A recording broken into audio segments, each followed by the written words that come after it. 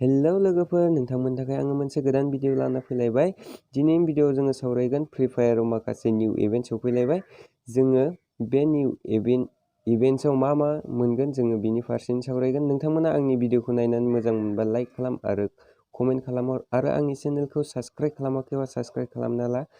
जोङो बेयाव आङो भिडिअखौ दिनैसो बानायदों नालाय 20 डेनि थाखायमोन, दायो 18 डे। जोङो नैबे इभेन्टआव मा लिरनाय दं 2020 PPCS 2020 PPC इन्जय द excitement of PPCS event begin in 1 Danny उनाव जोङो बेखौ नायनो हागोन। जोङो बेखौ नायनोबा माबायदि नुगोन, जोङो नै बेयाव थुना होयोबा जोङो बे इभेन्टखौ जेबो नुवा। जोङो दायो मा खालामनांगोन, बे इभेन्टखौ नायनो थाखाय जोङो बे इभेन्टआव मा मा दं जोङो नायनो थाखाय मा खालामनांगोन, जोङो गेमखौ बेक खालामनांगोन। बेक खालामबाय, जोङो गेमखौ अपेन खालामदो। गेमखौ अपेन खालामनाय लोगो लोगोनो जोङो बे इभेन्ट्सआव थुनानै होनांगोन। अब्लानो जोङो नुगोन माबायदि मा रिवार्ड मोनगोन। जोङो नायदिनि मा मा दङ। आङो दायो गेमखौ अपेन खालामबाय।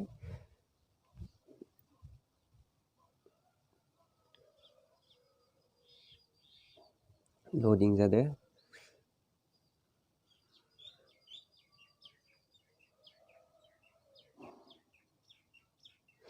लडिं जागासिनो थायो।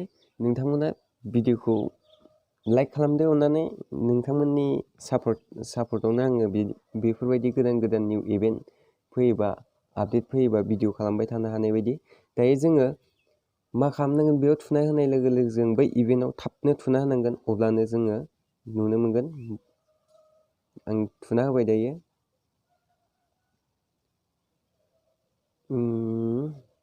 अपेन जादों नै थाब गैया। दायो जोङो बेखौ दानजोबदो। नै दायो बेयाव 5 डे फाइनाल काउन्टडाउन। दायो जोङो मा मोनगोन, नै मोनसे बान्डोल मोनगोन। बेयाव माबायदि मोनगोन, जेब्ला अपेन जागोन अब्ला आङो मोनसे गोदान भिडिअ बानायफिनगोन, अब्ला नायनो हागोन जोङो। थेवबो जोङो मा रिवार्ड आरो मा बान्डोल दङ जों बेयाव दाबो नायनो हागोन। नैबे बान्डोलखौ जों मोनगोन आरो बिनि सायाव नैबेयाव दङ फाइनाल डे रिवार्ड। जोङो जेब्ला फाइनाल जागोन, फाइनाल डेआव जोङो मा मोनगोन, नै बेकपेक मोनगोन जोङो। बेकआबो बहुत बरिया, इन्टारेस्ट। आरो जोङो मा दं, चियार फर इउर टीम। जोङो अपेन जाथ'वाखै बेयाव।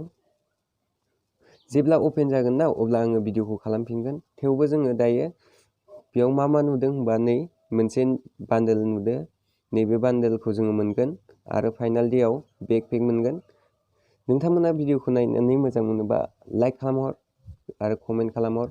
बे जेब्ला माबायदि मोनगोन आरो बेखौ माबायदि लानो हागोन, बे बान्डोलखौ आङो गोदान भिडिअ बानायफिनगोन।